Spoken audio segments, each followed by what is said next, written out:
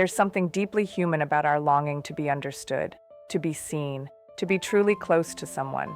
We spend so much of our lives searching for connection, in friendships, in love, in family.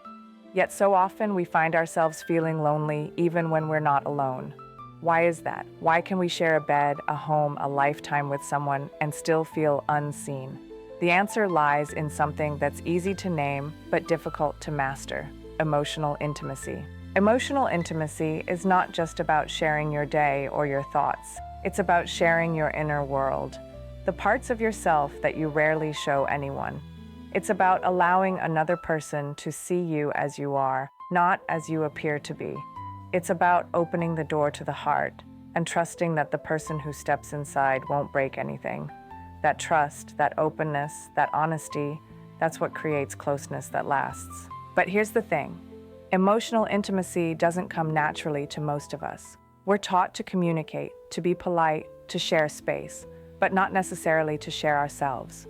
Many of us learned early on that vulnerability is dangerous, that expressing feelings could lead to rejection, shame, or misunderstanding. So we hide behind small talk, routines, distractions. We scroll through phones, watch shows, fill our time, but inside, a quiet ache remains, the longing to be deeply known. To truly understand emotional intimacy, we need to slow down. We need to notice what it feels like when someone gets us, when they look at us and say, "I understand." That moment, the sigh of relief, the safety, the warmth, that's the essence of closeness. Emotional intimacy is built not through grand gestures, but through the accumulation of small, honest moments. Think about a time someone shared something vulnerable with you. Maybe they told you about their fears or their past or something they regretted, and you didn't judge them. You just listened. Maybe you saw the tears form in their eyes or the tension release from their shoulders. That moment, when truth meets acceptance, is sacred. It's what our hearts crave. It's what builds connection that lasts far beyond physical attraction or surface-level compatibility. You see, real intimacy requires courage. It's not about being perfect. It's about being real. It's the courage to say, "I'm scared. I don't know what I'm doing. I need you. I'm hurting." These words are heavy because they carry truth, and truth always risks rejection.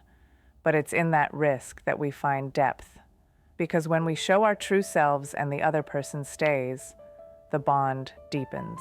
Now, let's talk about how we usually mistake emotional intimacy for other things. Many people think closeness is about proximity, being around someone all the time, but you can sit beside a person every day and still feel far apart. Some think it's about sharing opinions or hobbies, but you can agree on everything and still not touch each other's hearts. True intimacy is not about sameness, it's about openness. It's about feeling safe to be different, to be honest, to be human. In relationships, emotional intimacy grows when both people feel safe. Safety doesn't mean never arguing or disagreeing. It means knowing that even during conflict, you're still on the same side. It means believing that you can share your truth without being punished for it. Safety is what allows the walls to come down. Without it, we stay hidden behind emotional armor. But what builds that safety? It starts with listening. Not just hearing words, but listening to understand. Listening without preparing your next sentence. Listening without defending. When you listen that way, the other person feels seen. And when we feel seen, we open up more. Listening is the first door to intimacy. The second is empathy. Empathy is the bridge between hearts. It's the ability to step into someone else's emotional landscape and say, "I can feel what you're feeling." Not in a way that steals the spotlight, but in a way that honors their experience. You don't have to fix their pain, you just have to acknowledge it. Sometimes the most intimate thing we can say isn't, "I have advice for you," but "I'm here with you." Then there's vulnerability. Vulnerability is what gives intimacy its heartbeat. It's showing up without a mask. But that's scary, isn't it? Because when we open up, we expose the tender parts of ourselves. We risk rejection. Yet paradoxically, vulnerability is the only path to connection. When we hide our emotions, we might avoid pain, but we also block love. Vulnerability is the price of closeness. And let's not forget honesty. You cannot have emotional intimacy without truth. When we lie, even small lies, we create distance. The other person may not know why they feel disconnected, but something feels off. Honesty is the foundation of trust. And trust is what allows emotional intimacy to thrive. Trust says, I believe you won't use my truth against me. I believe you will stay when I reveal who I am. But intimacy doesn't happen by accident. It has to be cultivated, gently, intentionally, and consistently. It's built through daily choices, checking in, sharing feelings, being patient, forgiving mistakes. It's built in quiet conversations before bed, in the comfort of shared silence, in the laughter that comes from being utterly yourself. It's built when you reach for someone's hand, not because you have to, but because you want to. So why then do so many people struggle to build emotional intimacy? Part of it comes from fear. Fear of rejection, fear of not being enough, fear of depending on someone who might leave. For many, these fears trace back to childhood, to moments when we reached for connection and found emptiness instead. Those experiences taught us that love can hurt, that closeness can sting, so we learned to guard ourselves, to keep people at arm's length. But those same walls that protect us also isolate us. Another reason is distraction. We live in a fast, noisy world. Our attention is scattered across screens, notifications, endless busyness. Emotional intimacy demands slowness. It demands presence. You can't build connection in between text messages or in 5-second conversations. It requires time, eye contact, silence. It requires staying when everything in you wants to scroll away. Sometimes the obstacle is pride. We don't want to admit we need closeness. We don't want to reveal weakness. But needing connection doesn't make you weak. It makes you human. Every one of us was born needing to be held, soothed, and understood. That need never goes away. It simply changes shape. Adults need emotional holding just as much as babies need physical holding. And yet, we often pretend we don't. We armor up and call it strength. So how can we begin to practice the art of emotional intimacy? Start small. Start with being honest about your feelings.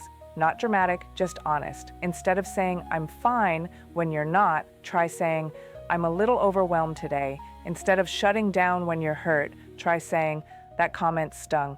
Each act of emotional honesty is a brick in the foundation of intimacy. Next, practice curiosity. Ask your partner, or your friend, or your loved one. Not just, how was your day, but how are you feeling about your day? There's a difference. One scratches the surface, the other opens the heart.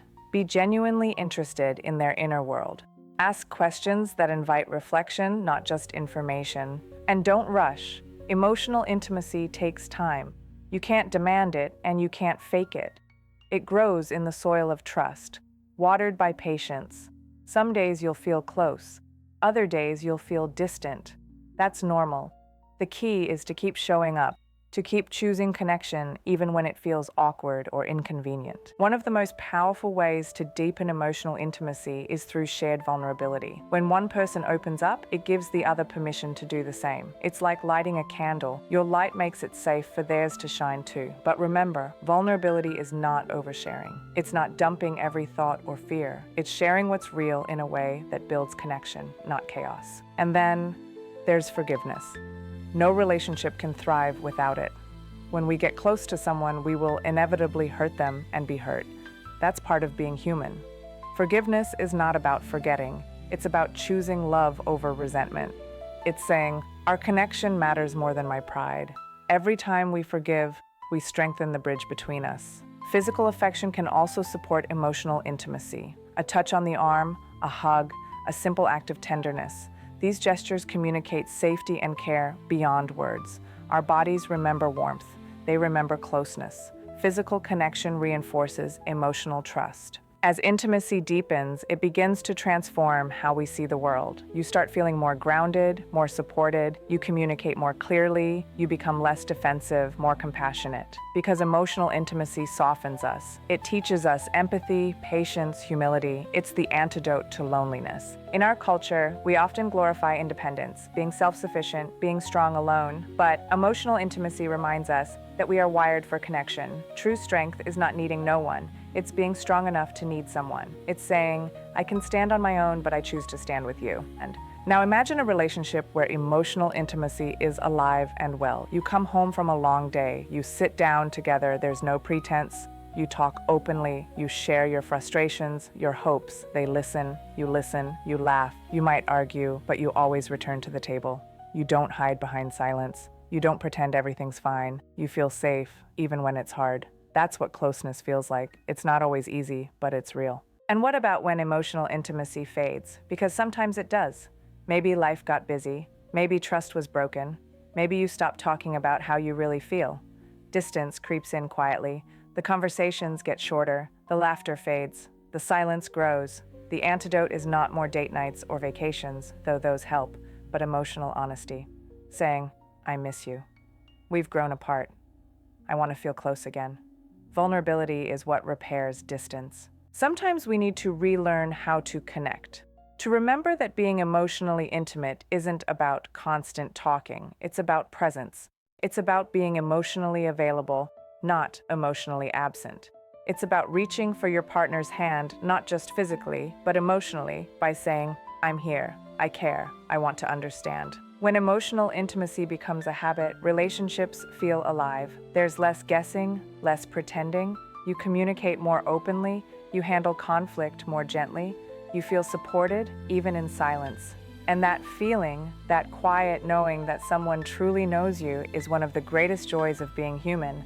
But here's a truth that might surprise you. Emotional intimacy doesn't only exist between couples. It can exist between friends, between siblings, between parents and children, even between colleagues who trust each other deeply.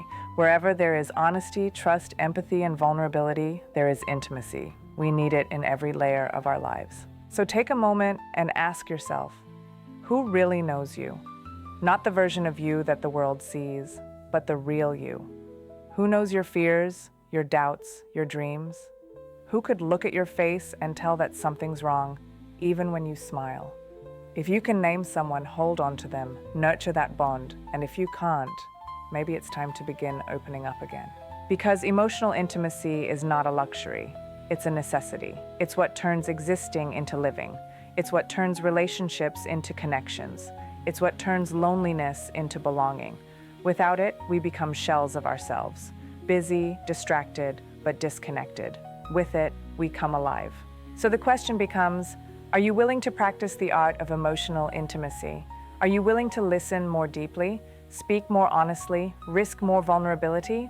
Are you willing to slow down, to look someone in the eyes and truly see them? To be present, to be patient, to be real. In the end, the art of emotional intimacy is simple, but not easy. It asks for courage, consistency, compassion.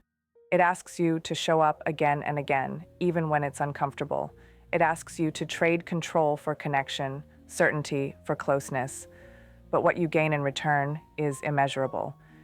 You gain the feeling of being seen, of being loved, not for your performance, but for your presence. So tonight, when you're with someone you love, whether it's a partner, a friend, or a family member, try this. Put down your phone, look at them. Ask how they're really doing. Listen, really listen.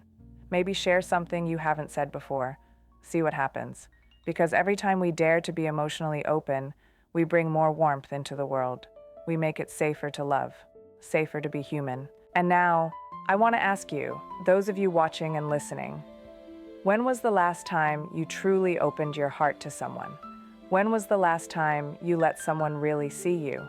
Have you been hiding behind strength, behind distractions, behind fear? What would happen if you let the walls down just a little? What would it feel like to be known completely and still loved? Maybe it's time to find out. Maybe it's time to practice the art of emotional intimacy. Not someday, not in theory, but right now, with the people already in your life. Because closeness isn't something you discover, it's something you create, moment by moment, word by word, heart to heart. And in that creation, in that quiet, tender exchange, is where love truly lives.